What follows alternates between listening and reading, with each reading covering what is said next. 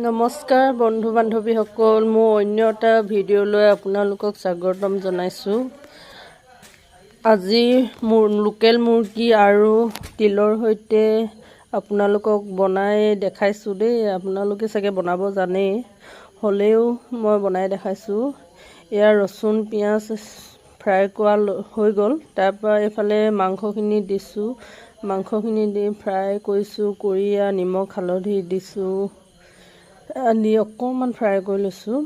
Colour কেনেকুৱা লাগিছে জনাবচোন। তাৰপাছত ইয়াৰ তিল দিছোঁ, তিলৰ সৈতেতো মাংস তিল দিবই লাগিব নহয় জানো। আৰু ইয়াত তিল দি অকণমান ফ্ৰাই কৰিম। ফ্ৰাই কৰাৰ পাছত তাৰ পাছতহে অকণমান পানী দি খুব ভালকৈ ফ্ৰাই কৰা হ'ব। ফ্ৰাই কৰি ইয়াৰ পানী দিলোঁ, অকণমান শ্বৰ্টকৈ দিছোঁ দেই। এয়া আমাৰ ছানডে থালি ৰেডি। বাই।